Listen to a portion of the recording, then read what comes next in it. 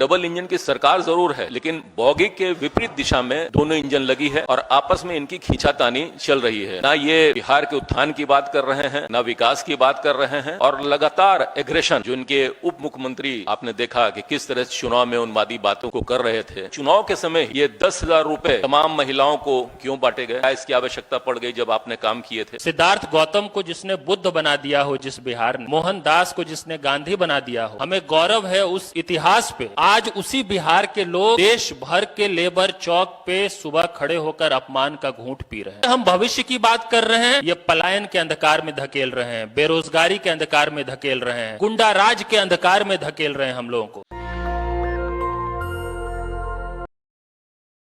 इस बात को इंगित की गई कि किस तरह से हमारे आदरणीय नेता राहुल गांधी जी, प्रियंका गांधी जी, हमारे राष्ट्रीय अध्यक्ष खड़गे जी और तमाम जो हमारे शीर्ष के नेतागण हैं, बिहार के उत्थान के लिए, युवाओं के लिए, रोजगार के लिए, पलायन की समस्या को खत्म करने के लिए, शिक्षा स्वास्थ्य के लिए अपनी बातों को जनता के बीच में रखी। और दूसरी तरफ आपने देखा कि किस तरह से भारतीय जनता पार्टी जो हर चुनाव में अपने उन्मादी बातों के लिए जानी जाती है, डिस्क्रिमिनेशन के लिए जानी जाती है, और किस तरह से तमंचा, कट्टा, दुनाली, घुसपैठिए, आतंकवादी और नमक हराम, नमक हलाल की बात कर रही थी। तो मैं समझता हूं कि ये चुनाव ये सही है कि भारतीय जनता पार्टी एनडीए की जो डबल इंजन की सरकार चल रही है उनके और हमारे बीच है। लेकिन एक बात आपने नोटिस की होगी कि हाल में पहले चरण के जो चुनाव हैं उसके बाद जो चर्चाएं हैं उसमें कहीं ना कहीं जो डबल इंजन की सरकार इनकी चल रही है, वो डबल इंजन की सरकार जरूर है, लेकिन बॉगी के विपरीत दिशा में दोनों इंजन लगी है और आपस में इनकी खींचातानी चल रही है। ना ये बिहार के उत्थान की बात कर रहे हैं, ना विकास की बात कर रहे हैं, और लगातार एग्रेशन जो इनके उप मुख्यमंत्री आपने देखा कि किस तरह से चुनाव में उन्मादी बातों को कर रहे थे। तो हम कहना चाहते हैं कि हमारे पास तो योजनाएं हैं जिसकी चर्चा नासिर साहब ने, अखिलेश जी ने भी यहां पर काफी विस्तार से की। तो हम आपके सामने 2-3 बात पूछना चाहते हैं कि आखिर चुनाव के समय ही ये 10,000 रुपए तमाम महिलाओं को क्यों बांटे गए, क्या इसकी आवश्यकता पड़ गई जब आपने काम किए थे? इसके अलावा बिहार के अंदर अगर देखा जाए तो 33% से ज्यादा गरीबी है। ऑल इंडिया का जो फिगर है उसमें यहां 17% के आसपास लोग गरीब हैं। 4% ऐसे लोग हैं जिनकी आय यहां मात्र 50,000 है, और उसमें भी शेड्यूल कास्ट, शेड्यूल ट्राइब्स और ईबीसी के जो लोग हैं उनकी जो आय है वो मात्र 2% है। 96% लोगों के पास यहां अपनी गाड़ी नहीं है। सिर्फ 6% लोग ऐसे हैं जो यहां ग्रेजुएट हैं। वो आप यहां स्तर देख लीजिए पढ़ाई का, लोग यहां से बाहर चले जाते हैं। और हिंदुस्तान का जो पर कैपिटा है इनकम, उसमें भी बिहार सबसे निचले स्तर पर है।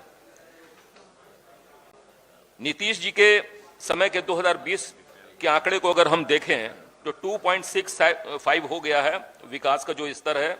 तो ये ग्रो कहां कर रहा है, कहां विकास है? इसलिए हम तो कहना चाहेंगे कि आपस में इनकी नूरा किश्ती चल रही है, इनके पास कोई योजनाएं नहीं है। योजनाएं हैं उसका लाभ जनता को मिलने वाला है। इसलिए निश्चित रूप में एक बार जो है बिहार की जनता ने मन बनाया है बिहार को बदलने का, और हम आशा करते हैं कि ये हमारी महागठबंधन की सरकार बनेगी। जो कट्टा, तमंचा, दुनली, और जब एआई की बात करते भी है तो कहते हैं कि हमारे यहां तो एआई का मतलब आई होता है, यही उनकी एआई की परिभाषा है। एक तरफ हम भविष्य की बात कर रहे हैं, वो सिर्फ इतिहास में हम लोगों को ले जाने का प्रयास करते हैं।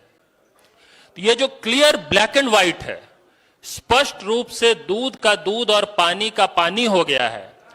और हर चुनाव में प्रधानमंत्री नरेंद्र मोदी की जो भाषा की मर्यादा है उसका स्तर कहां जाता है, यह हमने सिर्फ बिहार में नहीं चुनावों में देखा है।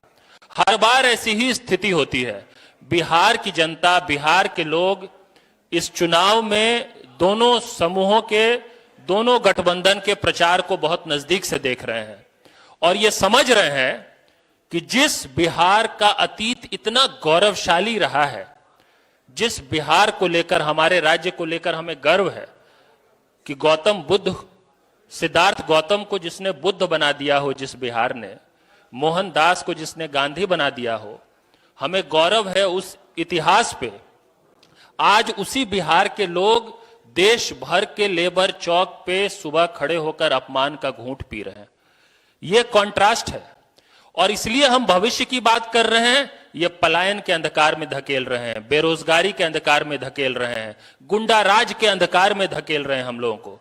और जब हम पलायन बेरोजगारी की बात करते हैं, आपको पता है हमारे हल्ला बोल आंदोलन के माध्यम से इसी मुद्दे पर कई वर्षों से हमने काम किया है।